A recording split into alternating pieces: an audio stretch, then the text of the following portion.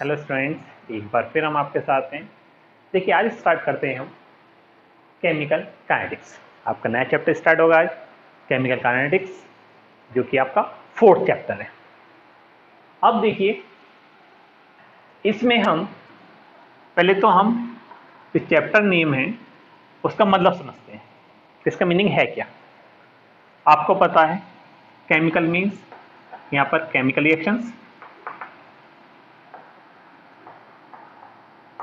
Chemical reactions, और यहां पर जो काइनेटिक्स है इसका मतलब क्या होता है, मूवमेंट, स्पीड या रेट या वेलोसिटी, कुछ भी आप कह सकते हैं। ठीक है, किस रेट से हो रही है, किस स्पीड से हो रही है, या वो उसका मूवमेंट क्या है। तो यहां पर हम जो पढ़ेंगे वो क्या पढ़ेंगे कि कौन सी ऐसी केमिकल रिएक्शन है जिनका हम रेट मेजर नहीं कर सकते हैं। ठीक है, और कौन सी ऐसी केमिकल रिएक्शन है जिनका हम रेट मेजर कर सकते हैं, कि हम ये पता ला सकते हैं कि वो किस रेट से हो रही है। ठीक है, तो अब देखिए, सबसे पहले हम इसका इंडेक्स देखते हैं। ठीक है, इंडेक्स में क्या होगा कि सबसे पहले हम क्या पढ़ेंगे, केमिकल रिएक्शन, और केमिकल रिएक्शन में क्या, रेट ऑफ केमिकल रिएक्शन। ठीक है, केमिकल रिएक्शन का रेट क्या होता है, कैसे मेजर करते हैं, ठीक है, कैसे एक्सप्रेस करते हैं। ठीक है, इसी में हम पढ़ेंगे रेट लॉ। क्या पढ़ेंगे, रेट लॉ। और देखिए, इसके बाद हम क्या पढ़ेंगे, मॉलिक्यूलरिटी, मॉलिक्यूलरिटी ऑफ रिएक्शन। ठीक है, इसके बाद हम पढ़ेंगे क्या, order of reaction.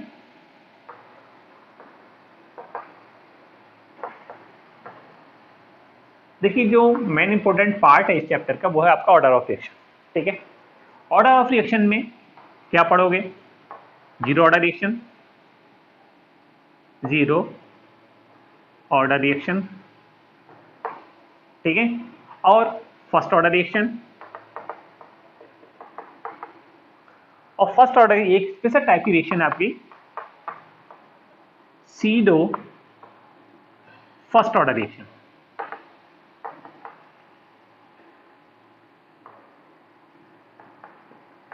First order reaction. ठीक है, तो क्योंकि होती ये भी फर्स्ट ऑर्डर रिएक्शन है, लेकिन देने आपको सेकंड ऑर्डर रिएक्शन। तो हमको जो पढ़ना है, जीरो ऑर्डर रिएक्शन पढ़नी है, ठीक है, फर्स्ट ऑर्डर रिएक्शन पढ़नी है, और सीडो ऑर्डर रिएक्शन। इसी में ही आप पढ़ेंगे इन्हीं ऑर्डर्स की half life, half life period. ठीक है, क्या पढ़ेंगे हम, हाफ लाइफ पीरियड। ओके, इसके बाद अब आपका आता है, ठीक है, वो कौन से फैक्टर हैं जो आपके रेट ऑफ रिएक्शन को इन्फ्लुएंस करते हैं, ठीक है, या अफेक्ट करते हैं, या रेट ऑफ रिएक्शन को इंक्रीज करते हैं, डिक्रीज करते हैं। वो क्या होगा, factors. Factors affecting rate of reaction, rate of reaction. ठीक है, वो कौन कौन से फैक्टर हैं जो रेट ऑफ रिएक्शन को अफेक्ट करते हैं। इसके बाद हम पढ़ेंगे temperature dependence chemical reaction, chemical reaction. और इसी में ही हम पढ़ेंगे क्या, एक्टिवेशन एनर्जी।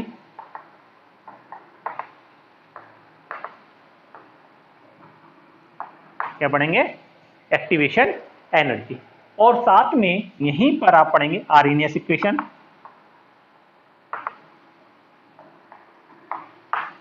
क्या पढ़ेंगे, आर्हेनियस इक्वेशन। ओके, तो इतना हमें इस चैप्टर में पढ़ना है। क्या क्या, रेट ऑफ केमिकल रिएक्शन पढ़नी है, उसमें आप रेट लॉ भी पढ़ेंगे, साथ में आप मॉलिक्यूलरिटी ऑफ द रिएक्शन पढ़ेंगे। ठीक है, order of reaction, order of reaction में आप zero order reaction, first order reaction और सीडो ऑर्डर रिएक्शन, इसी में ही इन्हीं ऑर्डर्स के आपके first order zero order reaction की क्या पढ़ेंगे, हाफ लाइफ पीरियड्स, और उसके बाद factors affecting rate of reaction. वो कौन कौन से फैक्टर्स हैं जो किसी भी केमिकल रिएक्शन की रेट को अफेक्ट करते हैं, प्रभावित करते हैं, ठीक है। उसके बाद है आपका फिफ्थ लास्ट है आपका temperature dependence chemical reaction, temperature dependence chemical reaction, ठीक है। अब इसमें हम क्या पढ़ेंगे, एक तो पढ़ेंगे एक्टिवेशन एनर्जी और पढ़ेंगे क्या, आरएनएस इक्वेशन, ठीक है।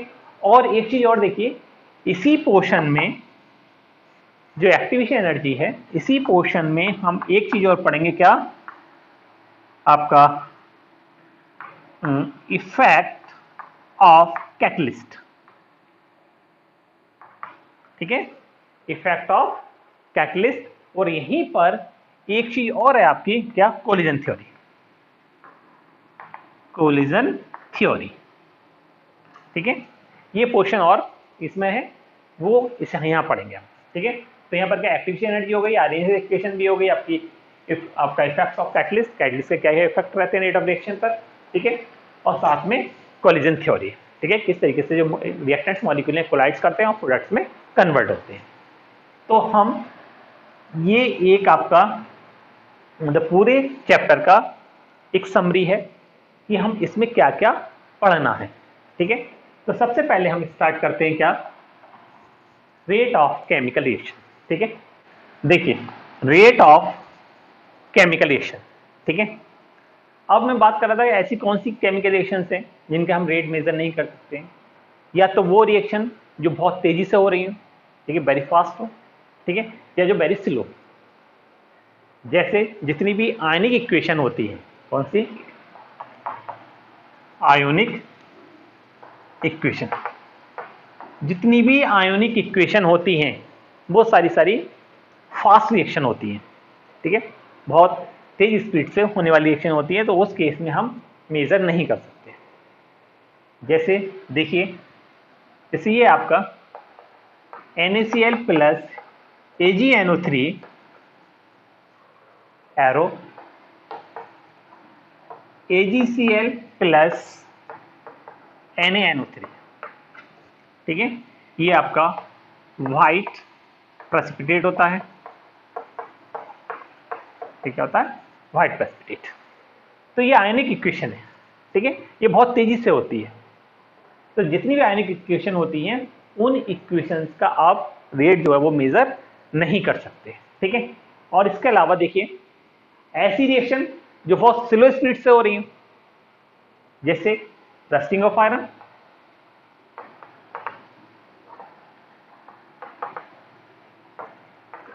रस्टिंग ऑफ आयरन है, टार्निशिंग ऑफ सिल्वर है, ठीक है, और ग्रीननेस ऑफ कॉपर है, ये ऐसी रिएक्शन है जो बहुत स्लो स्पीड से होती है, ठीक है।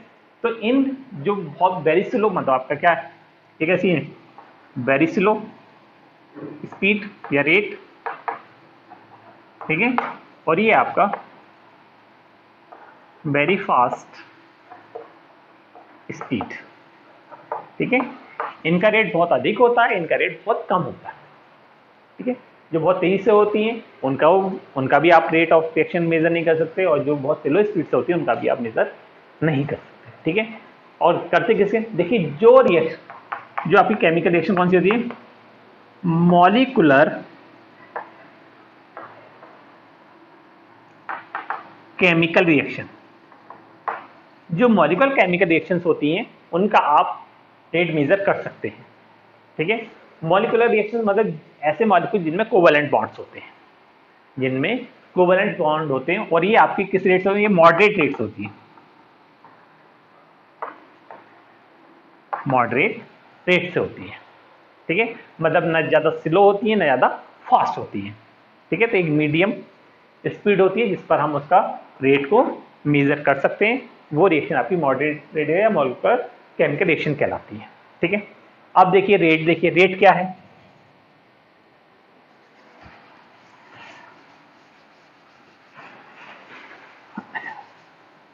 रेट कैसे मेजर करेंगे, रेट कैसे निकालते हैं। अब आपको पता है ये आपका रिएक्टेंट है और ये आपका प्रोडक्ट है, जितनी केमिकल रिएक्शंस होती है सब में यही होता है, जो आपका लेफ्ट साइड होता है उसमें सब रिएक्टेंट्स होते हैं, जो आपके राइट साइड होते हैं उसमें सारे प्रोडक्ट्स होते हैं। तो आपका रिएक्टेंट से क्या बनना है, आपका प्रोडक्ट फॉर्मेशन हो रही है। ठीक है, अब जैसे जैसे रिएक्शन बढ़ेगी वैसे वैसे आपका जो रिएक्टेंट किस में कन्वर्ट होगा, प्रोडक्ट में। मतलब क्या कि जो रिएक्टेंट की कंसंट्रेशन है वो कम होती जाएगी और जो प्रोडक्ट की कंसंट्रेशन है वो बढ़ती जाएगी। ठीक है, मतलब कि अगर हम देखिए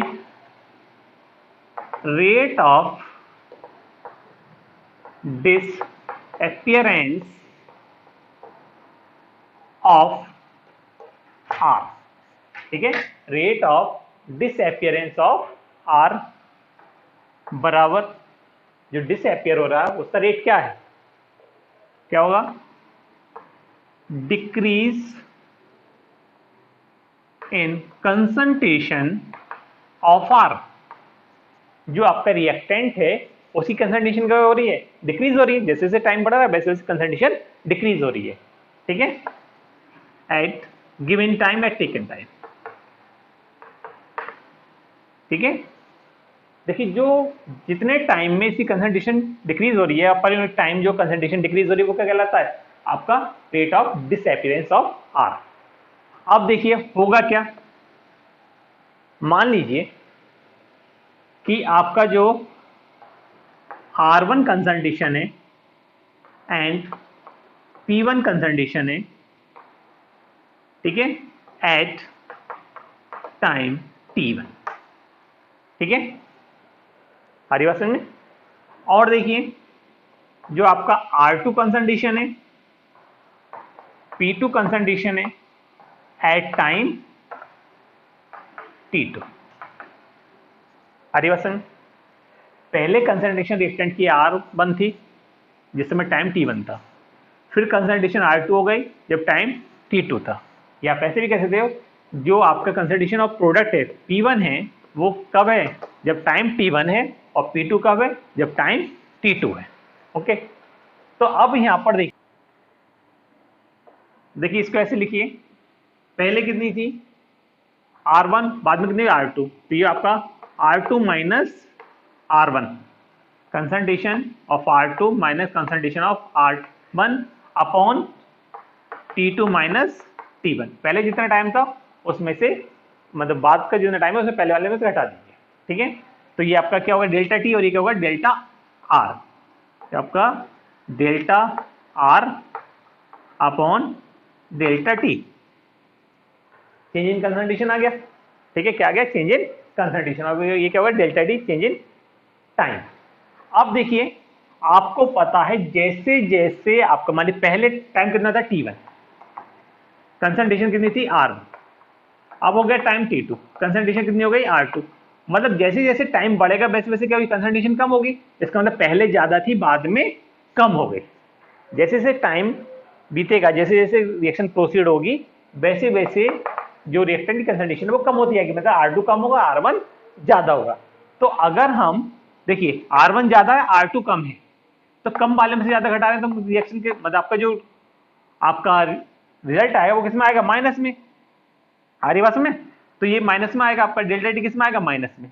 और कभी भी रेट जो है या जो स्पीड है, जो रिएक्शन का रेट है, रिएक्शन की वेलोसिटी है, वो कभी भी नेगेटिव नहीं होती है। इसलिए हम करते क्या हैं कि उसको हम किससे मल्टीप्लाई कर देते हैं, -1 से। -1 के लिए माइनस से हम मल्टीप्लाई, -1 का मतलब भी एक माइनस से ही है, आप ऐसे भी लिख सकते हो, -1 से हम मल्टीप्लाई कर देते हैं। तो इससे क्या होता है, हमारा रेट जो है वो पॉजिटिव हो जाता है, क्योंकि R1 ज्यादा है R2 कम है, तो इसमें से इसको घटाएंगे तो जो वैल्यू आएगी वो माइनस में आएगी, माइनस की वैल्यू ज्यादा है। ठीक है, और जो माइनस में वैल्यू आएगी उसको अभी से माइनस से मल्टीप्लाई कर देंगे तो आपकी जो वैल्यू है वो पॉजिटिव हो जाएगी। तो अब ये मान के चलिए कि ये जो साइन हमने लगाया है एक्स्ट्रा, ठीक है, माइनस का, इसका मतलब क्या है, इसका मतलब केवल यही इंडिकेट करता है कि जो रिएक्टेंट की कंसंट्रेशन है वो क्या हो रही है, डिक्रीज। हमारी बात में जो रिएक्टेंट की कंसंट्रेशन है वो क्या हो रही है, डिक्रीज। केवल ये उसको इंडिकेट करता है।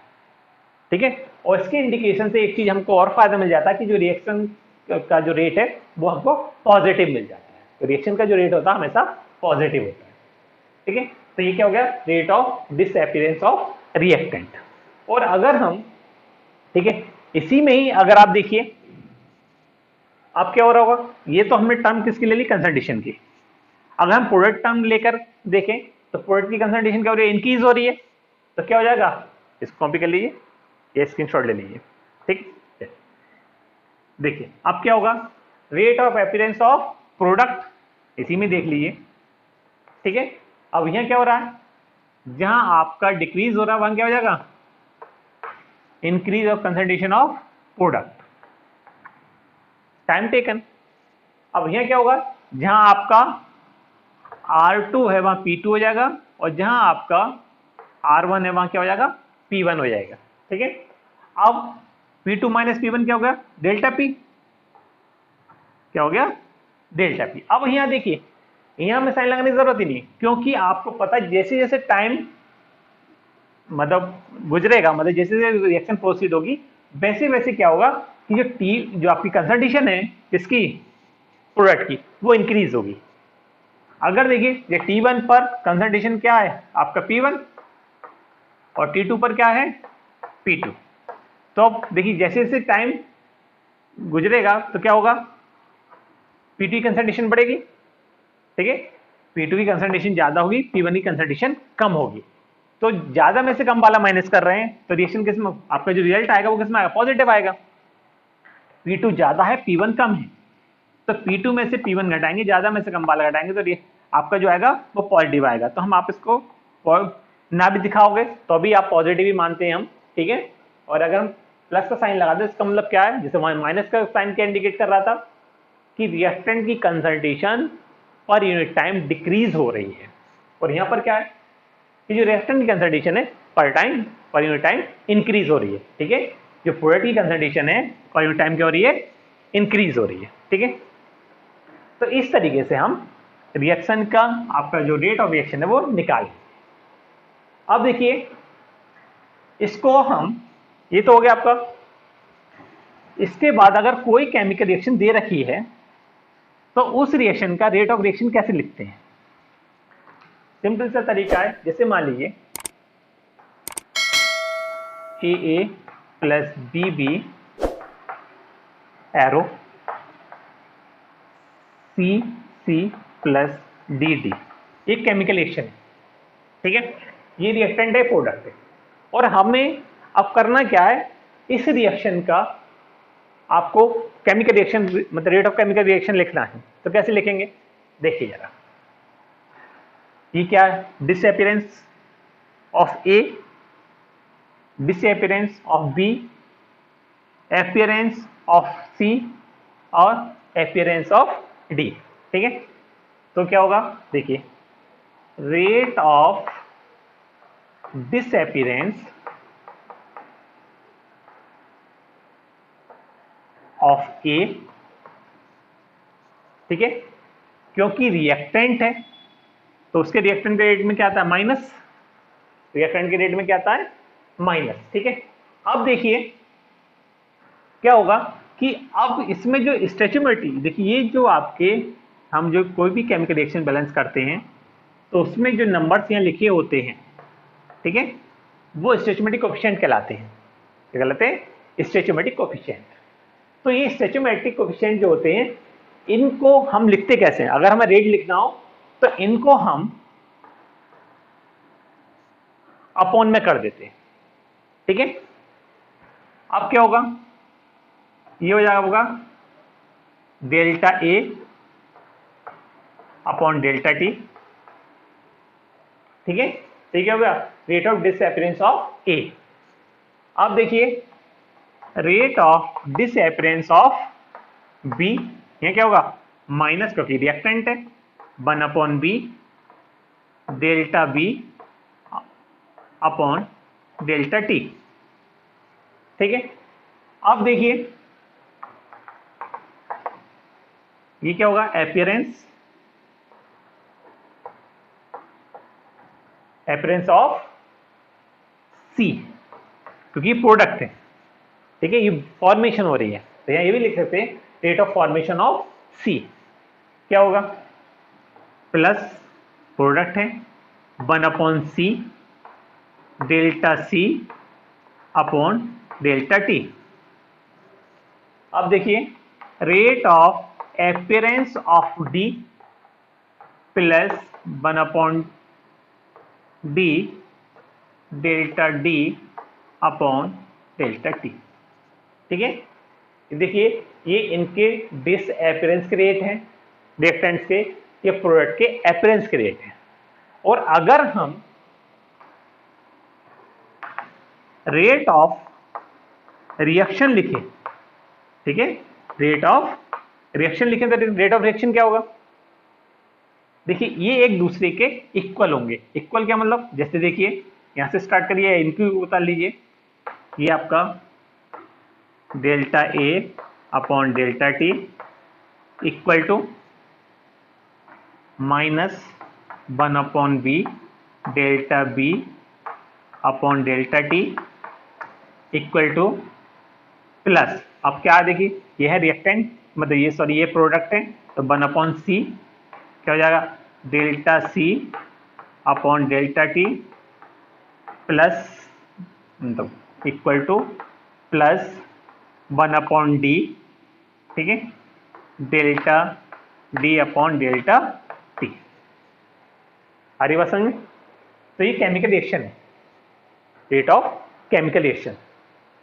तो जो भी आपके स्टोइचियोमेट्री होते हैं उनको बस 1 अपॉन में करिए और लिखते चले आइए। रिएक्टेंट है तो माइनस कर दिए और प्रोडक्ट है तो प्लस कर दीजिए। For example N2 plus 3S2 2NH3, ये केमिकल रिएक्शन है। N2 plus 3S2 arrow 2NH3, ठीक है।